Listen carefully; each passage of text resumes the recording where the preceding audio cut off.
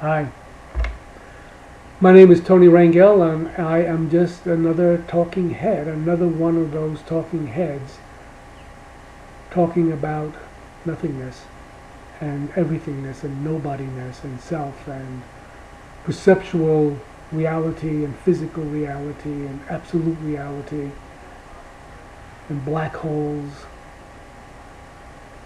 and who do you think you are and who do I think I am and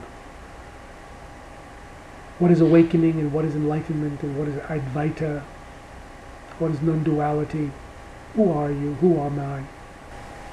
I've looked at this question for a long time.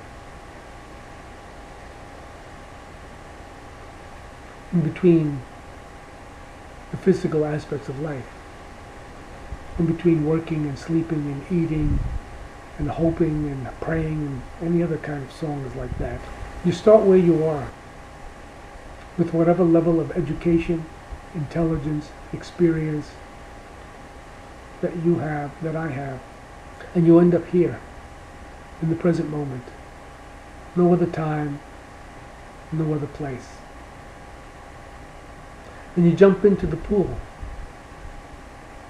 Splash. Deep end, shallow end, it doesn't matter. In the ultimate scheme of absolute reality, it doesn't matter. It matters to us as individual perspective, as individual identity, as individual self. There is nothing outside of absolute reality. It's a big concept. And we use words to try to communicate the mystery of where we came from, what we're made of or not made of, our substantiality or insubstantiality, absolute reality, totally inclusive, language, communication, a way of bridging the differences and the similarities between you and me for experiencing connectedness. And this is an unusual experiment for me.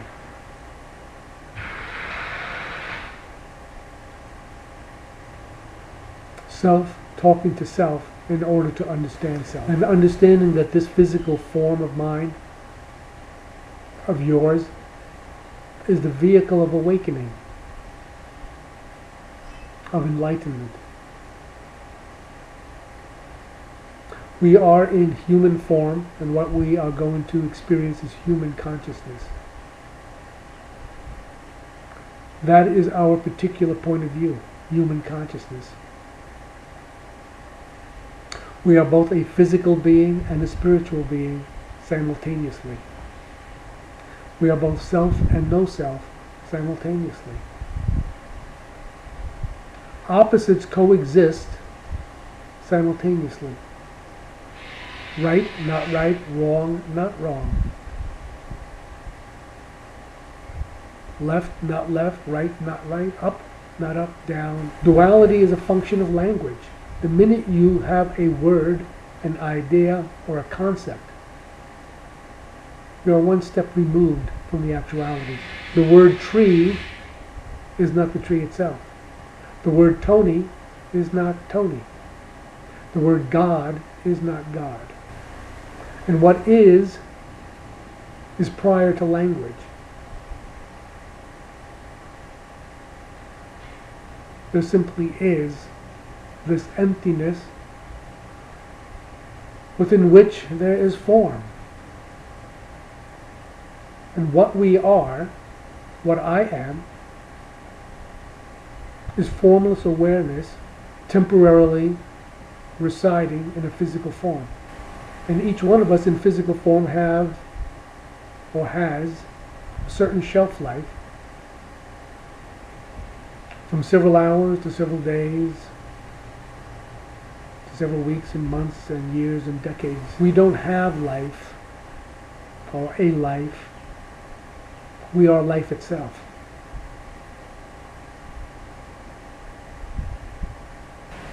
And because we are a manifestation of the universe, a manifestation of the cosmos, a manifestation of the divine, whichever word floats your boat. We are already that which we seek. And the reason we don't see it is because we have so closely identified with the form. So I think this is me. This body, this face, this hair, these eyes, that's who I am. Not so. Because any meditative examination will indicate to you that you have a body, but you are not your body. You have emotions, but you are not your emotions. You have ideas and thoughts, but you are not these ideas and thoughts. You are, in fact, I am, in fact, that which is aware of body, that which is aware of thoughts, that which is aware of emotions. We are formless awareness. That so-called silent witness, which is not a thing, which is not a person. There is simply this, formless awareness. And this physical form, which has evolved on this planet over these hundreds of thousands of years, millions of years, is the physical manifestation. And there is conceptual understanding using language, and there is non-conceptual understanding. No concepts, no ideas, just experience itself. Conceptual mind constantly seeks understanding and meaning. What does this mean? What just happened? Who am I? What's going on? But the fact of the matter is, reality doesn't require my understanding, your understanding, our collective understanding to be. Whether we get it or don't get it, it is as it is. And if we get it, it still is as it is. So what do we awaken to? What do we awaken from? In a sense, we awaken from our mind, from the stories and the narrations that we tell ourselves and each other about who we are, where we're going, and what we are. And that requires, to a certain degree, a silent mind. And I spent many, many years trying to silence that mind.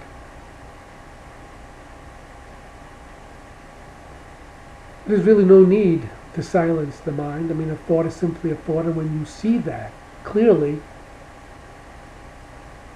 you kind of pull away from its gravitational pull on your emotions and your feelings. There is a certain detachment, a certain distancing that can arise out of a meditative approach. And then it's simply a thought arises, presents, and falls away. An emotion arises, presents, and falls away. And in due course, you realize that this physical form is a transceiver, both transmits energy and information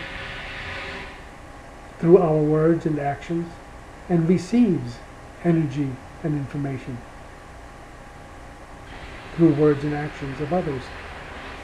There is simply this, not the word this, but the space, the emptiness within which all of this unfolds. We are part of it. We are it. So there is two, and do you understand the two? And there is one. Do you understand the one? The one coin in its reverse and obverse sides, simultaneously. We are spiritual beings and physical beings. And on a spectrum of consciousness, from rock consciousness to vegetable consciousness, to ant consciousness, and insect consciousness, and human consciousness, Christ consciousness, and Buddha nature, cosmic consciousness, and so on and so forth.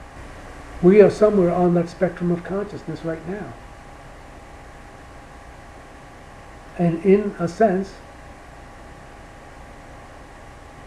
there is no need to change,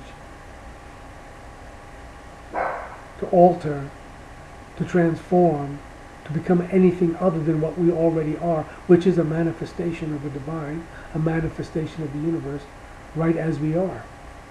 And if we look at desire to a certain extent, we will find that desire is something that the mind tells itself.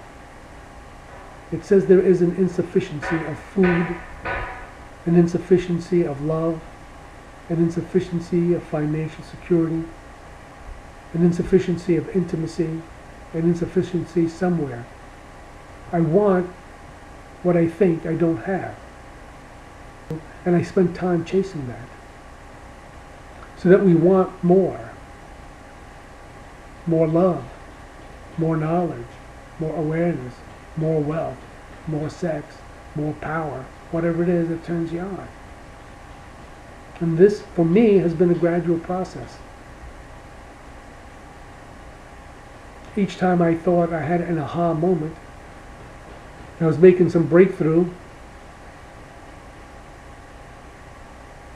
no matter where I took myself, there I was.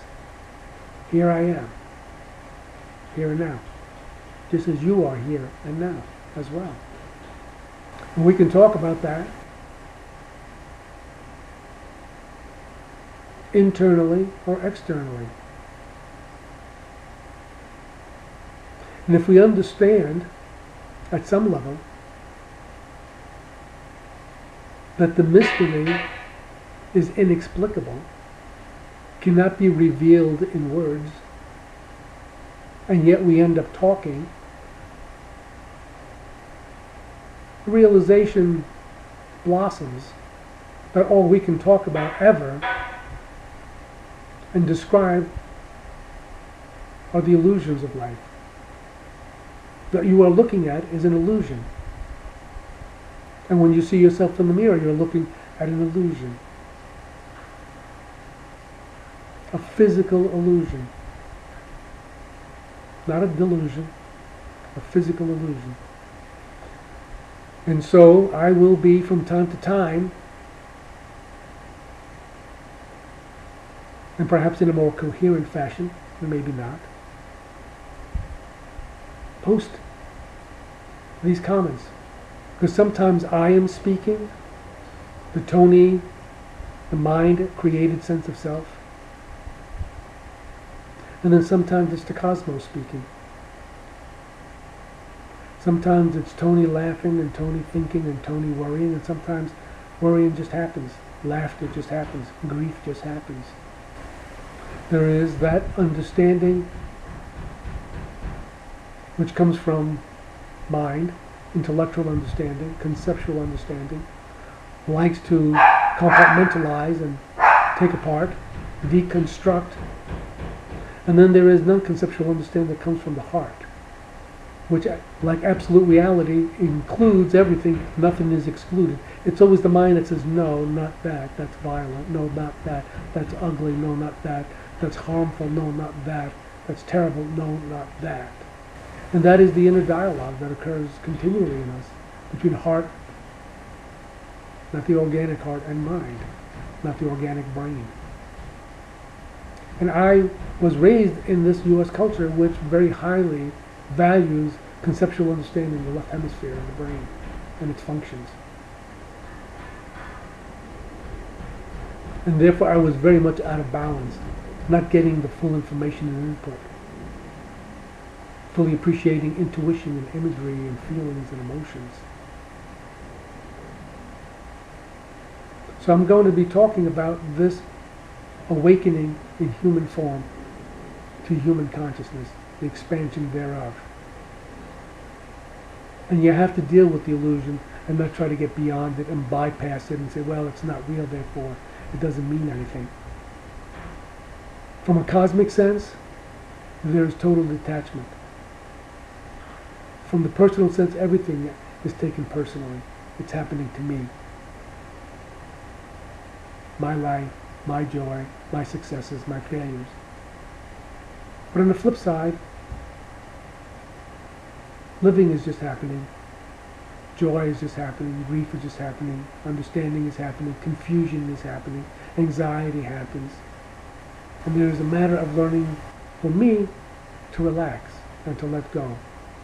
But in order to let go, you need to know, I needed to find out how I was holding on. So how do you hold on to a non-physical thing? But how do you let go of who you think you are, who I think I am? How do I let go of me? How do you let go of you? And if you let go of you, and if I let go of me, do I disappear? Do you disappear? No. I don't, you don't. But like I said, don't want to overdo it this first time. Catch you later.